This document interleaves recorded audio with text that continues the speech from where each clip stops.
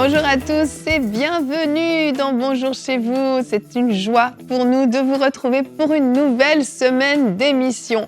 Et aujourd'hui, on commence fort cette belle semaine. Attention, tu peux attrister le Saint-Esprit. C'est le thème qu'on aborde aujourd'hui avec le couple Kabouya. Hello Evelyne. Bonjour à tous les deux, ça va bien? Ça va bien toi? Super. Ça va très bien, merci.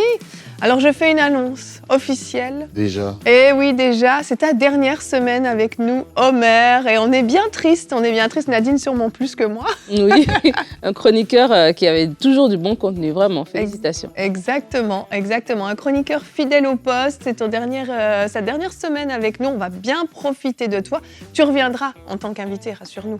Oui, bien sûr, je reviendrai. C'est ma maison. Amen. Yes. Tu quittes Bonjour chez vous, mais tu ne quittes pas EMCI, tu es toujours c'est avec ma famille. nous. Oh, c'est beau. Ma famille. C'est beau, j'aime ça.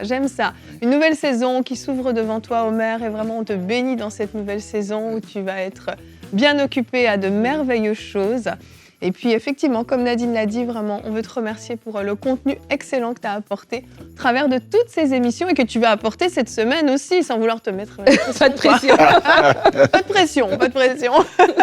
C'était une belle aventure, mais Dieu nous dirige, à prendre des nouveaux mandats. Mais on est là, Amen. on fait partie de la famille EMCI jusqu'au bout. Amen, jusqu'au bout, j'aime ça. Et Nadine, aujourd'hui, tu seras notre coach. De quoi tu vas nous parler? Aujourd'hui, on va parler des plaintes, une vie sans plainte. Quelques clés. On ne parle pas des plaintes en bas Pas du des mur. plaintes électriques. Des plaintes, des murmures. Wow. C'est pas une vie parfaite, on n'a pas une vie parfaite, mais je crois qu'on peut vivre une vie où on n'est pas tout le temps dans la plainte et dans les murmures. Et je vais donner quelques conseils pour pouvoir faire cela. Mais oui, puisqu'on parle d'aide, de ne pas attrister le Saint-Esprit. Moi, je veux bien écouter. Hein. Tu vas bien écouter la place. Ils sont pour toi, ces conseils. Ok, vous réglerez vos comptes hors antenne. Donc on va commencer tout de suite cette émission avec notre pensée du jour.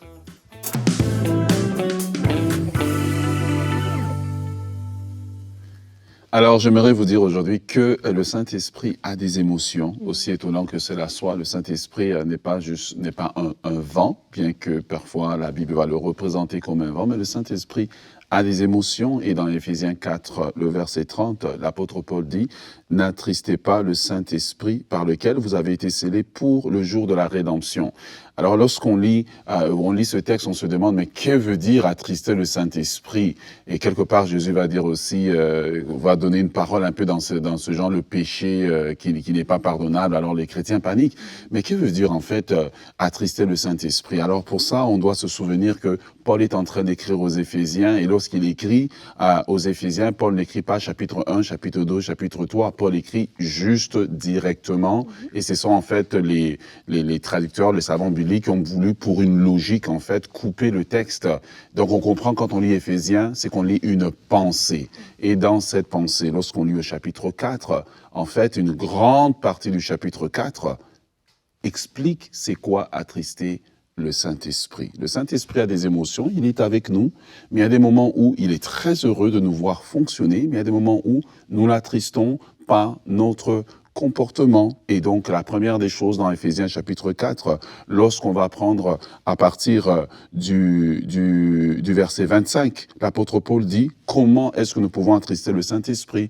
Il dit « Renoncer au mensonge. » Quand un chrétien ment constamment, eh bien, ça attriste le Saint-Esprit. À un moment donné, le Saint-Esprit nous donne cette tristesse-là pour dire « Hey, je suis triste ». Puis à un moment, quand on ne réagit pas, on ne veut pas corriger sa course, le Saint-Esprit se tait tout simplement.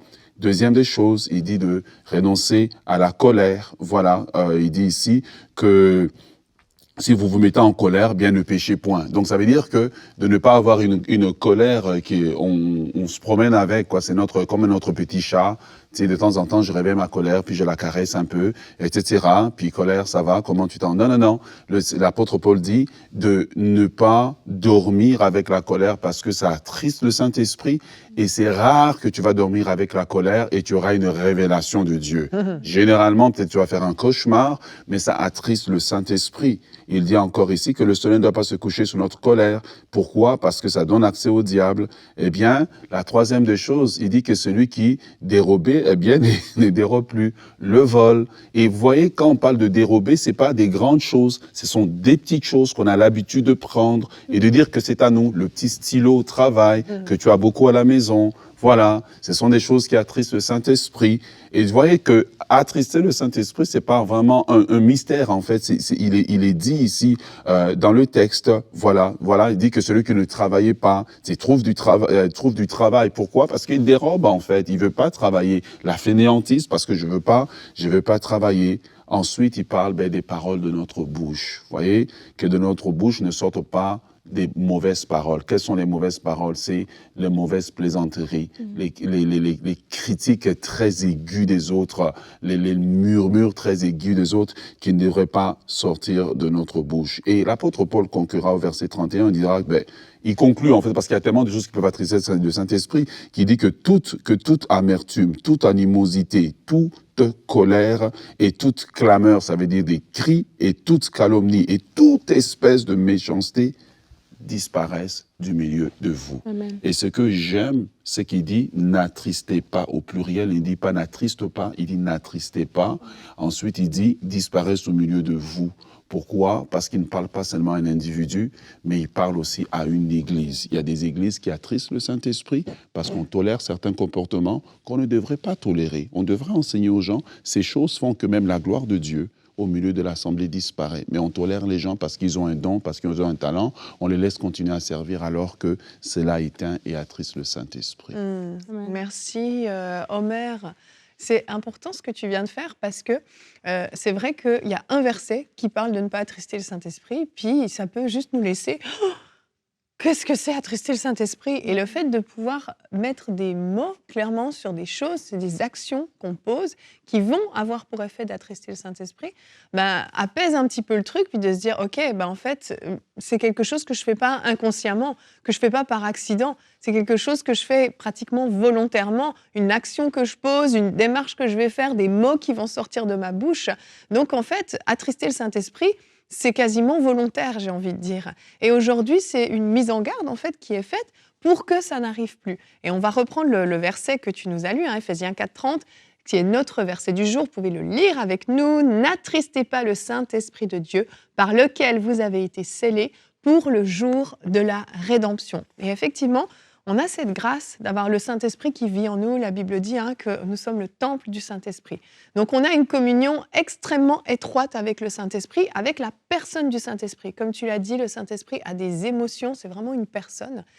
Et ces actions qu'on peut poser vont avoir pour effet de l'attister. Et à un moment donné, tu as dit « et le Saint-Esprit se tait ».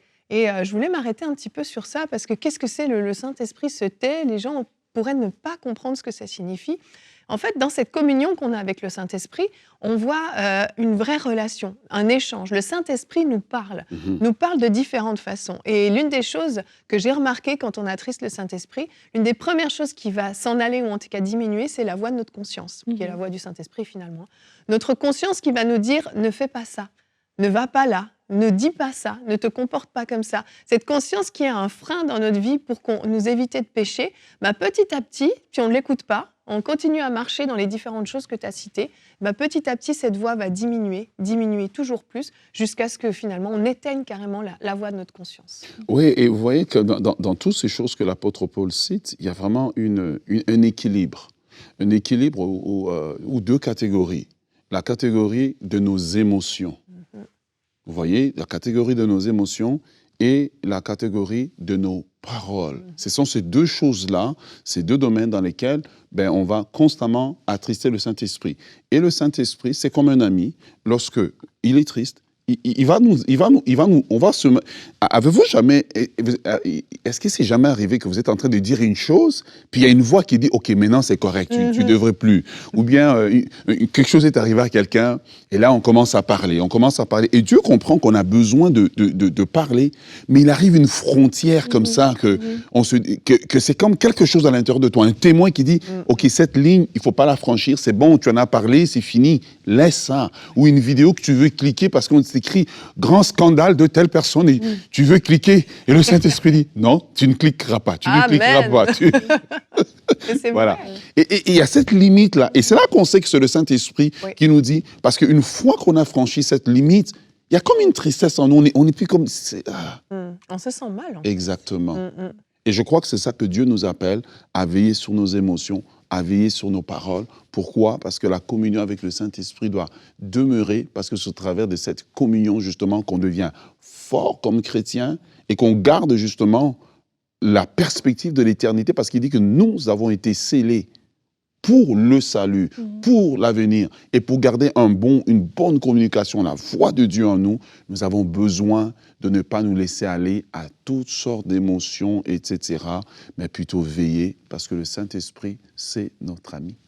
J'ai beaucoup aimé ta pensée, et surtout dans le sens où, lorsqu'on dit n'attristez pas le Saint-Esprit, on peut penser que si j'attriste le Saint-Esprit, si je ne prie pas à 5 heures du matin, si je ne lis pas ma Bible, voilà, toute ma Bible au complet chaque année, etc.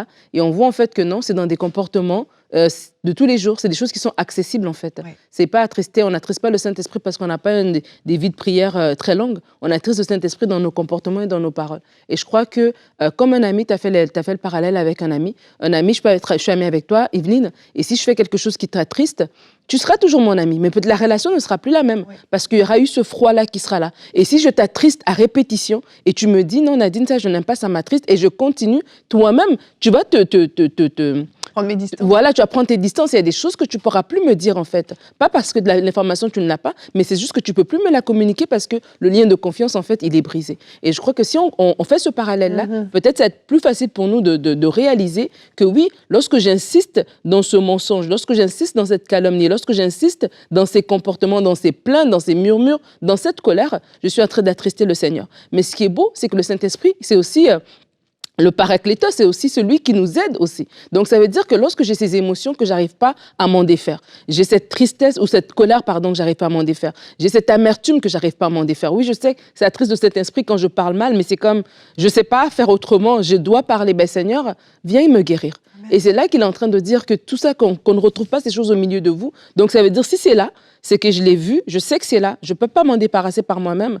Et Seigneur, viens m'aider par rapport à ça. Il y a des gens, le mensonge, pour eux, c'est comme quelque chose qu'ils n'arrivent pas à s'en défaire, tu vois un peu. Et c'est comme quelque part aussi, des fois, dans la vie chrétienne, on a un peu hiérarchisé les péchés. Oui. Et donc, quand on parle attrister le Saint-Esprit, on parle d'adultère, impudicité, etc. Mais on est des menteurs professionnels de longue carrière et on n'arrive pas à s'en défaire. Et c'est de réaliser que c'est grave. Et Saint-Esprit, c'est vrai, j'apporte ça devant toi, tu vas m'aider et je vais mettre en place des choses, des gens, des garde-fous, etc.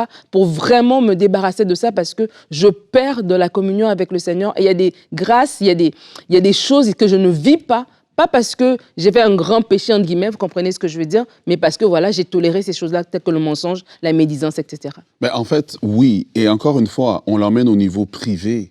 Mais si on me remet le texte dans son contexte, il s'agit du niveau d'une communauté qui vit ensemble. Et parfois, on pense que la gloire de Dieu ou l'onction baisse dans une assemblée, dans une communauté des frères et sœurs, parce que le diable a attaqué. Mais quand on lit ce texte, on se rend compte, c'est parce qu'il y a des choses que l'on tolère, il y a des choses que l'on accepte, qu'on devrait en fait corriger dans la douceur, mais dire non, ici, on ne peut pas tolérer. Tu sais, je donne un exemple. Lorsque tu permets que quelqu'un monte devant, il est en train de prêcher, puis il vilipende 2-3 ministères comme ça, ça attriste le Saint-Esprit. La prédication continue, mais le Saint-Esprit dit, ce sont mes serviteurs. Ça ne devrait pas être toléré. L'apôtre Paul ne parle pas seulement à l'individu, il parle à un groupe d'individus, à une communauté des gens qui vivent ensemble. Il dit, si vous voulez garder une communion forte avec le Saint-Esprit, une présence de Dieu forte, ce n'est pas plus de prière que vous avez besoin, c'est certains comportements, c'est certaines paroles qui devraient disparaître du milieu de vous pour garder justement une bonne communion avec le Saint-Esprit. Oui, vraiment. Et avant de passer à ta rubrique, Nadine, je veux juste parler à quelqu'un qui peut-être s'est reconnu dans tout ce qu'on a partagé. Et vous, effectivement, vous avez éteint la voix de votre conscience. Le Saint-Esprit, vous n'avez plus de communion avec lui, vous l'avez tellement attristé à répétition. Et pour reprendre l'exemple que tu as donné, Nadine, si tu m'as attristée et que tu sincèrement viens me demander pardon, que sincèrement tu veux rétablir une relation avec toi, avec moi, bien sûr qu'on va la rétablir. Et avec le Saint-Esprit, c'est la même chose. J'aimerais vous encourager à faire cette démarche. Dès aujourd'hui, là, vous vous sentez repris.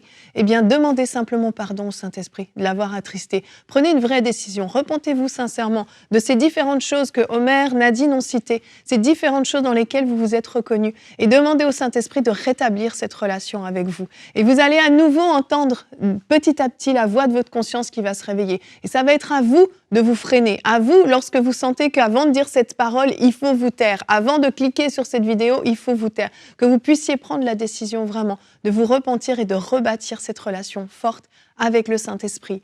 Et l'une des choses qui attriste le Saint-Esprit, Nadine, on en a parlé un tout petit peu au début, la plainte, les murmures, c'est des choses que le Saint-Esprit n'aime pas et on le voit beaucoup dans la parole de Dieu. Donc on va enchaîner avec toi pour notre rubrique Conseil du coach.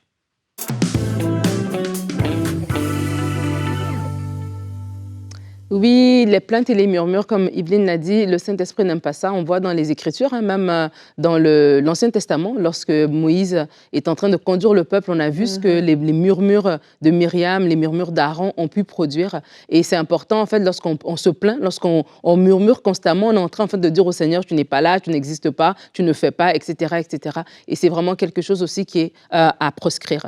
Donc, dans cette rubrique, je vais tout simplement vous donner quelques clés pour changer.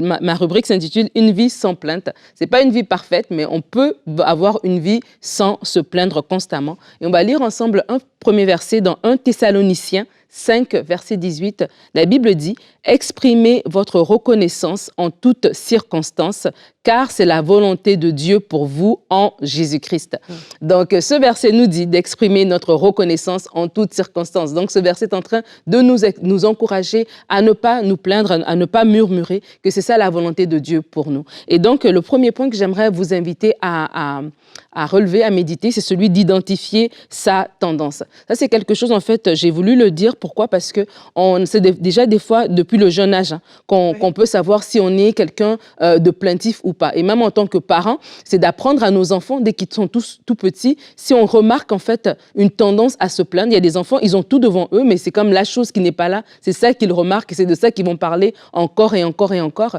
Et donc, à ce moment-là, c'est important déjà d'intervenir dans cette façon d'être dès le jeune âge, parce qu'on apprend, la Bible nous dit d'enseigner l'enfant dans la voie qu'il doit suivre. Donc, ça s'apprend et dès le jeune âge, on peut le faire à notre enfant. Mais après, pour nous, en tant qu'adultes, parce que cette rubrique s'adresse à vous, il vous faut réaliser, en fait, comment vous agissez, en fait. Et en fait, quand vous réalisez cela, ça vous permet de savoir que vous allez peut-être pas arrêter de vous plaindre quand les situations vont changer, mais vous allez arrêter de vous plaindre quand votre perception à vous va changer. Je répète cette phrase.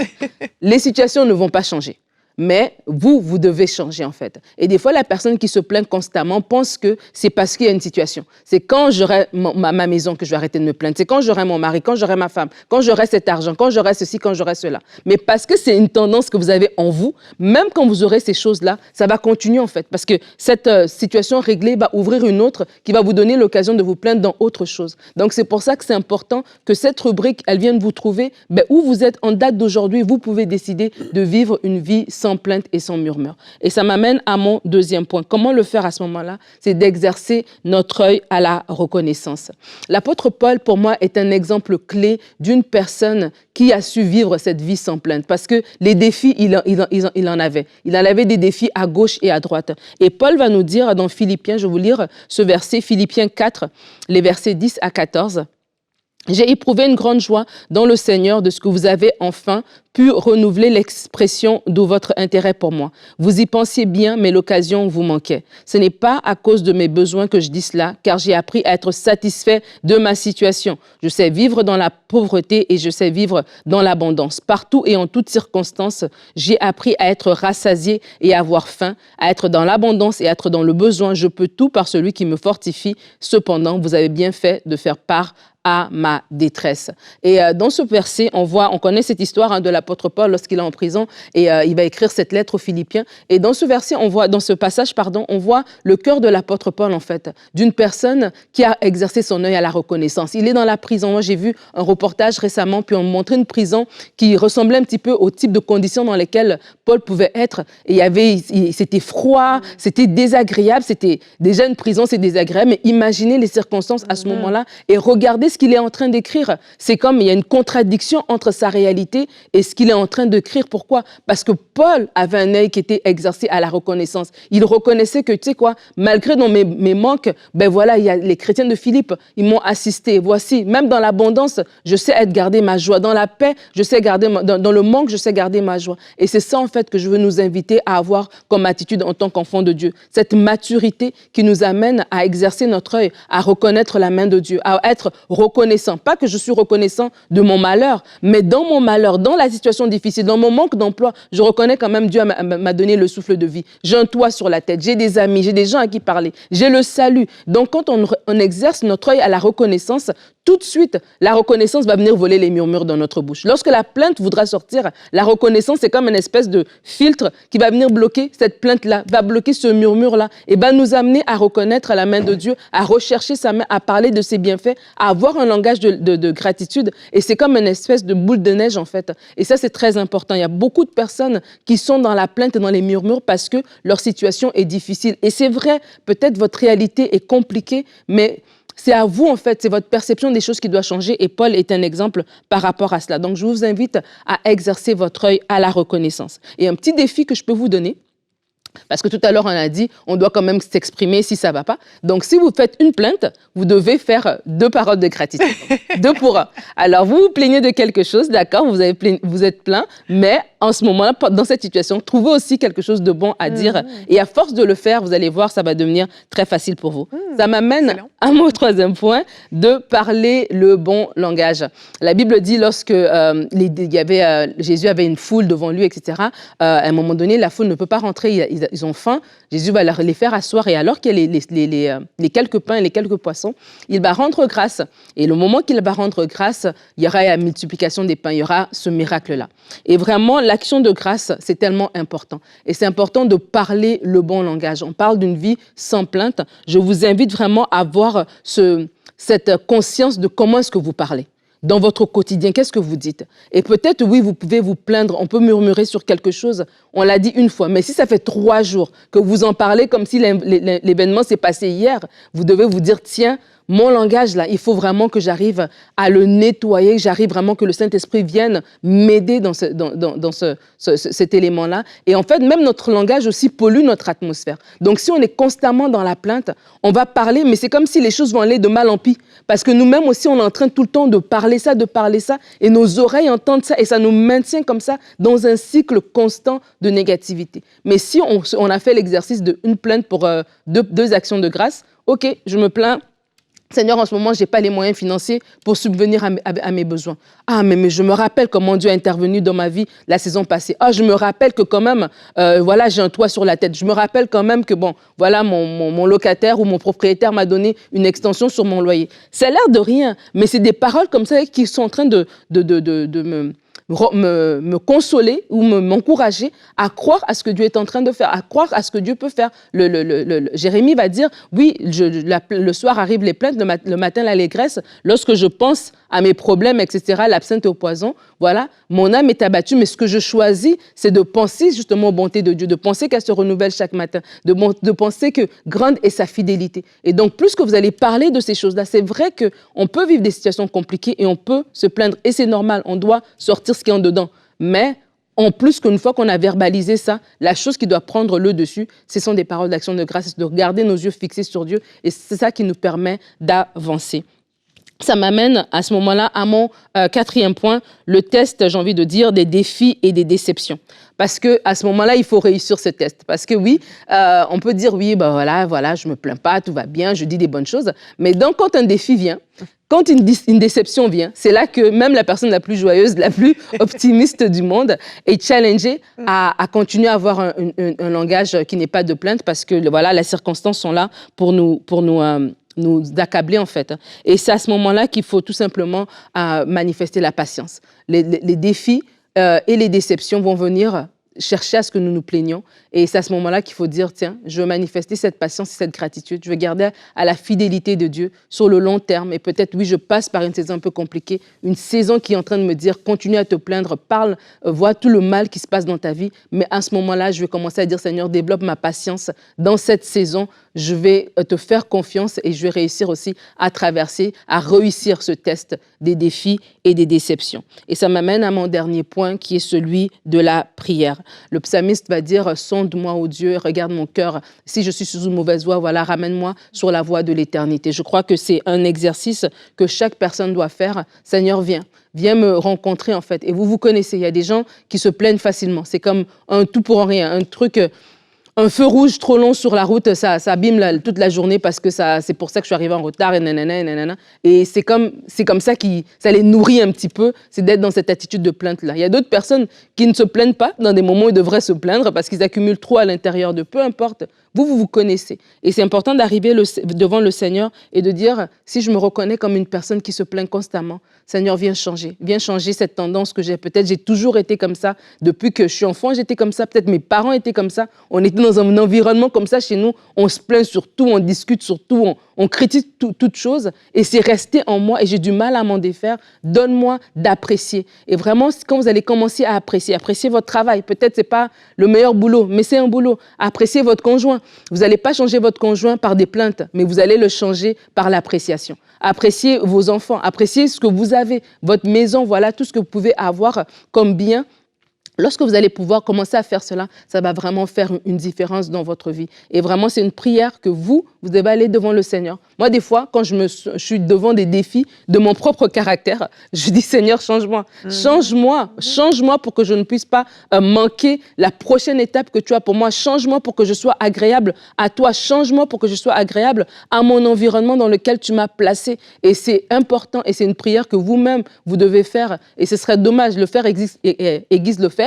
Quelqu'un d'autre peut vous dire de changer, mais c'est plus agréable si vous-même, vous allez tout simplement devant le Seigneur. Seigneur, tu m'as donné cette vie et je veux l'apprécier, mais la vivre pleinement chaque jour. Je vais l'apprécier tous les jours. Alors change-moi pour que j'ai un langage de reconnaissance on ne trouve plus au milieu de moi, comme dans ce verset, au milieu de moi, qu'on ne trouve plus la médisance, la plainte, les murmures, mais qu'on trouve plutôt des actions de grâce. Yes, amen, merci. Eh bien, on a pris des notes, Omer, on est parés. C'est un très bon sujet. Seigneur, change-nous. Excellent. Merci beaucoup, Nadine, pour ces très, très bons conseils que, comme toujours, je ne peux que vous inviter à mettre en pratique. Parce que écouter et dire « Ah, waouh, c'était bien, ouais », et puis repartir comme si on n'avait jamais rien entendu, ça ne sert à rien. Mettez vraiment en pratique, que ça puisse porter du fruit dans vos vies et que vous puissiez dès aujourd'hui prendre la décision « Je n'attristerai plus le Saint-Esprit ». Merci à tous les deux pour cette très, très belle émission. Demain, on se retrouve. On aura un invité avec nous et pas n'importe qui, le pasteur Daniel Poulain. Poulain, ça vous dit quelque chose? Frank Poulain, serait-ce son fils? Ah, mystère, mystère. Demain, comment puis-je expérimenter un miracle dans ma vie? Et le pasteur Daniel fera une rubrique Conseil du coach, 5 éléments qui provoquent un miracle. Vous avez besoin d'un miracle, vous êtes en attente d'un miracle. Je crois que l'émission de demain va vous bénir. Alors à demain et bonjour chez vous.